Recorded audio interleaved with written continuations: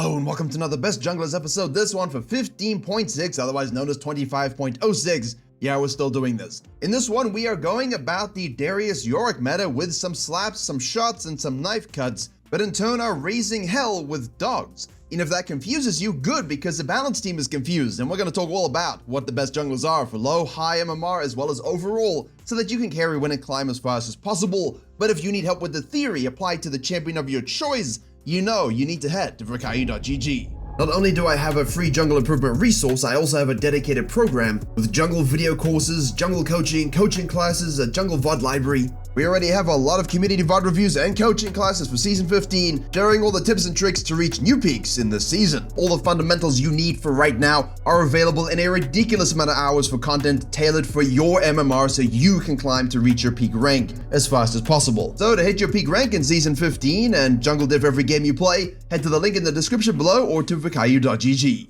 And if you're wondering why that was an unhinged intro, it's because they buffed Jarvan the 4th. The reason being, he was weaker. Weaker than what, you ask? I have no idea. The guy was in an absolutely amazingly good spot, heavily picked in high MMR. You were still seeing him all the time. For every single rank you played, the champion would execute goodness. Eclipse into Sky into Sterax. You can go tank, you can try Shojin builds. Really, any fighter item or half hybrid tank itemization you wanted to go, you could do it.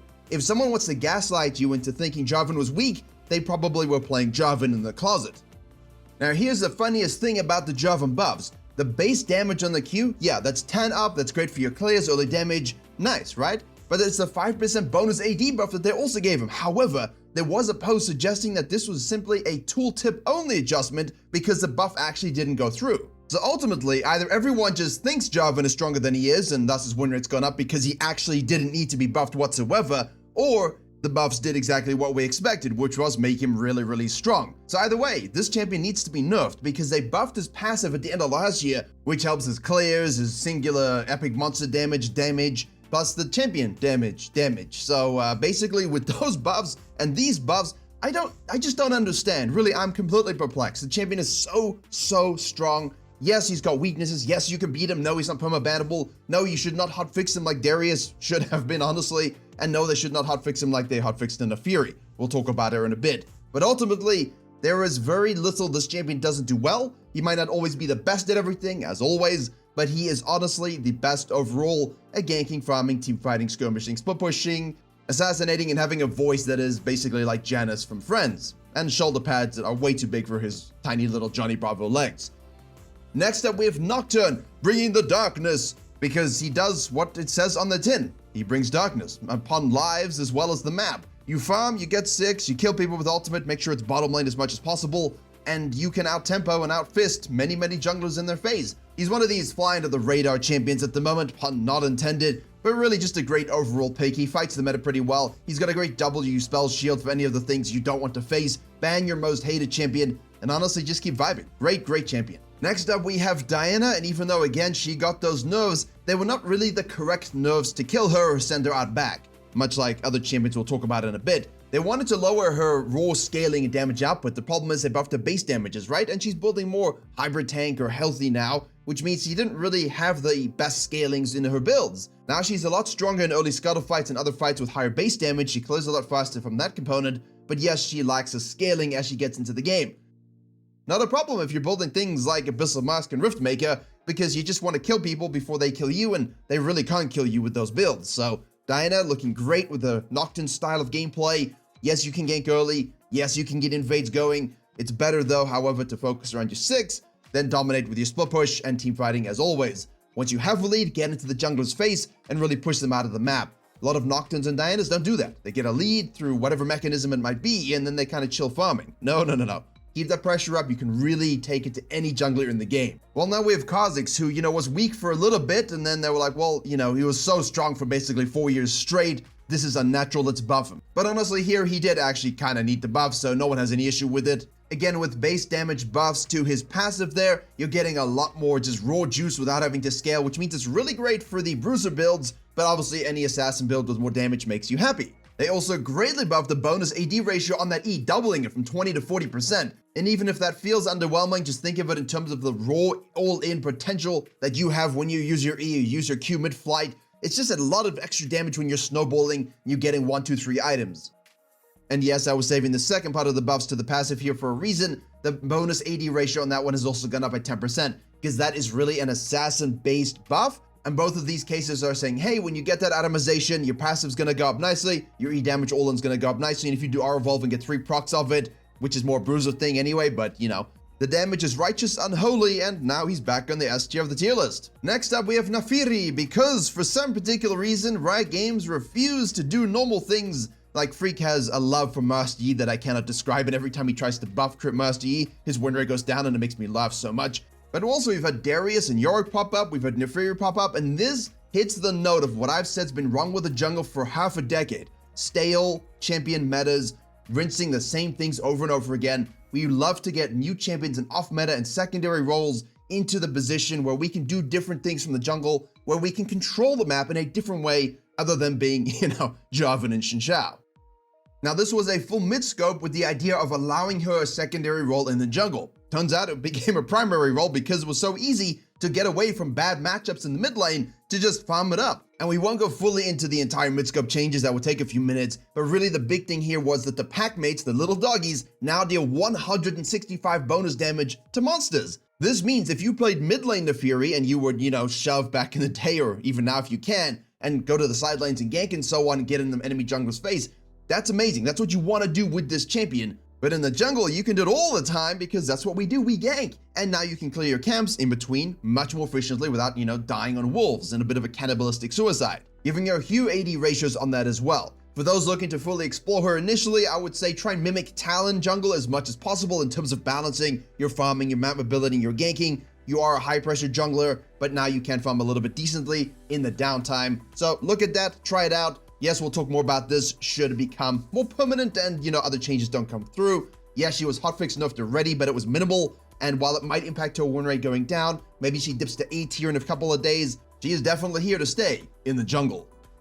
Next up is Kayn, and of course, he is simply going to keep existing. All of these exciting picks, you know, Darius and Yorick and NAAFIRI, and Kayn's just sitting there saying, well, if I want to go blue, I can 1v9, and if I want to go red, I can 1v9, and I don't really care what the meta is because I'm doing my own thing anyway. I love that I'm not seeing as much cringe cheese nonsense from the Kayns. Just focus on getting your lanes impacted, sequence your camps well, play around your 6 a little bit, get form and win. So for Kayn mains, status quo. Elise is being forgotten about a little bit since the previous nerfs and the changes to her, and all of us junglers in higher MMR are people who know high elo and have played Elise a lot of the time in the past 10 years, we're just kind of thinking, well, she's still great. In fact, she's one of the best. Her play rate's low again, but honestly, there is nothing stopping an Elise player doing the regular assassin gameplay.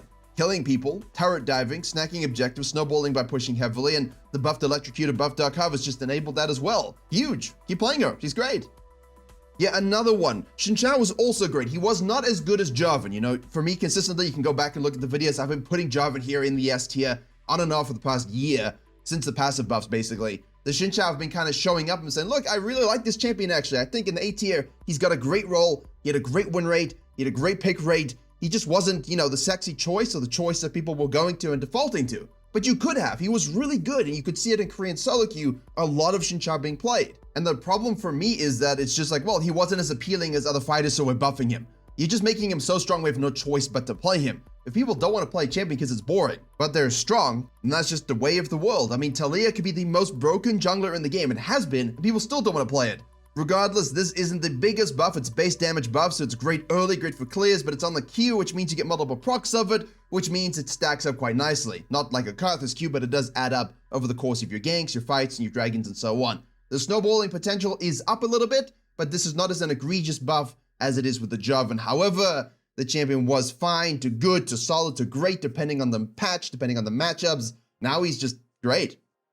Speaking of great, as we go over to the A tier page, it's all about the scarecrows. Now, here's the thing about Fiddle. Not a lot of people share that he is back to, say, the original power curve of the years past. I disagree. I don't think he's, you know, quite at that level, but he's really close. Sitting in a great OTP spot, he can basically win in any game. You've got Electrocute, you've got Comet builds, you've got great Leandries into Shadowflame into Zonya's builds, you've got the sequencing, the farming, the Fog of War gaps, and in the game the way it is right now with the comeback ability, and despite the fact of them trying to change the bounties again, it's still there. You still have ultimate team fights for Barons, for Atacans, for Elder Dragons, where Fiddle becomes a menace. but I think he's a menace all the time. Just get used to the playstyle. It's more of an OTP thing, but anyone can pick him up and learn within, 20 to 50 games, hopefully. Hecarim doesn't require that many games, but is in a decent spot. I love the champion's balance right now. If anyone is suggesting to buff fighter items or to buff Hecarim directly, I don't know what they're smoking, but it must be really expensive because Hecarim's in a great position for anyone looking to just 1v9 and climb. If you want to rotate fast, sequence fast, fight fast, and team fight according to your build variants, of which there are many, the champion simply just does it all. You might just ban Kindred for your own mental health, but other than that, off you go.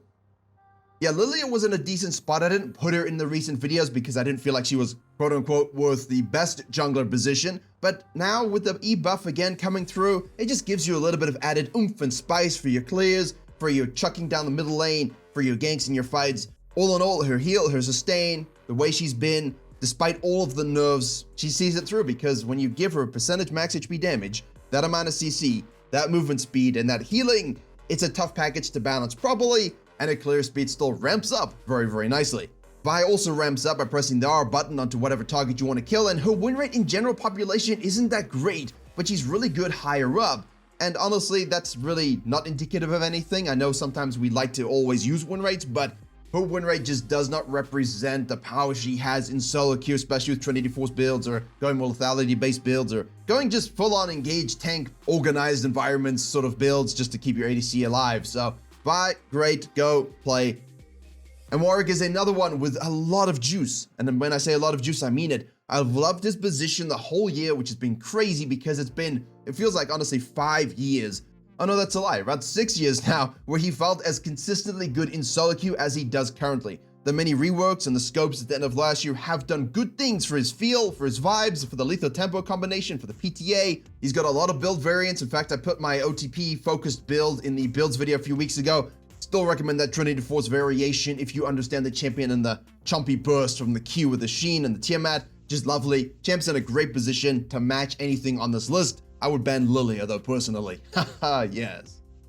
Graves now continues his really good situation of, hey, some patches I'm great, some patches I'm mediocre, some patches I'm trash. Really, the champion overall is great. His builds are great. Dark Harvest buff was, as you guessed it, great.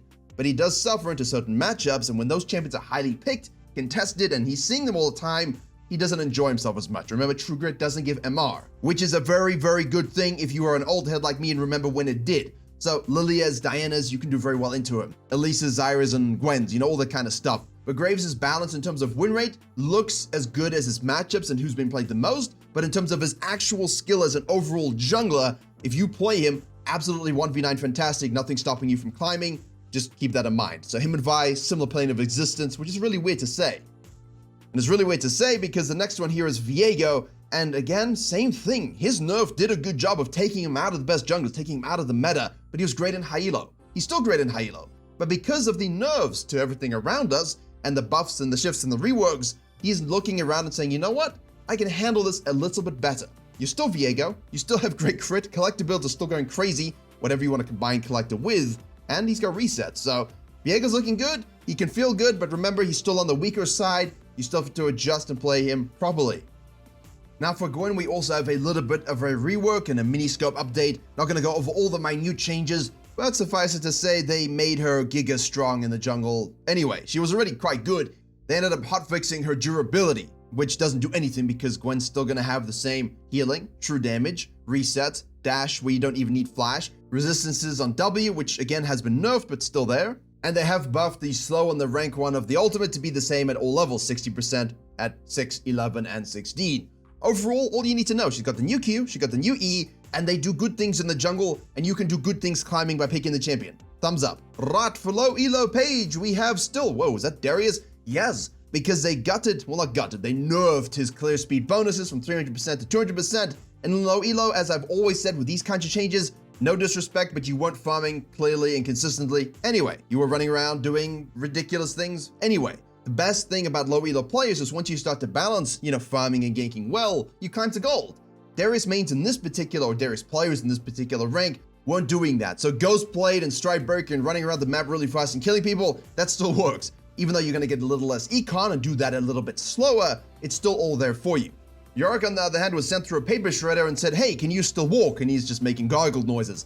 He still is okay in the jungle and low elo, but honestly, I don't foresee this lasting. The rest of the page should make a lot of sense to you. The Nocturne, the Warwick, the Amumu, Viego, NAAFIRI, Briar, as well as Diana. Yeah, the Volleybaba is also doing well here as well. For high MMR, surprise, surprise, it's Jarvan, Viego, Vi, and Lee Sin. Lee Sin always great in the right hands, in the hands of gods, but for the general population, not really a choice. I'm gonna say, hey guys, play Lee Sin. For high elo, of course, you good? Play Lee Sin. Oh look, Xin Shao is here as well, so not the most exquisite, exciting, and dynamic matchups this split. Well, not split, but patch, although they could rename patches to be splits too. Who knows what's going on in marketing. But yeah, you'll be facing a lot of these champions in the coming 2 to 3, 4 weeks. NAAFIRI is here doing well. Keep an eye on the hotfix nerfs that might remove her from this tier. Obviously, we do a lot of data and scouting and consulting with other high elo players before we release this, but at the same time, things can change, so remember that. Hecarim and Elise, beautiful champions for high elo, will be more under the radar against all of the ones you see on your page, but with them, you can climb all the way to Challenger. Remember, you do have things like Lilia that's doing well, Kindred will always serve their purpose, and those are the best junglers overall. But the best thing about jungling is that sometimes it just isn't your fault, and no one tells you that. So I'm here to tell you guys, sometimes it's not your fault. Click to learn what I'm talking about.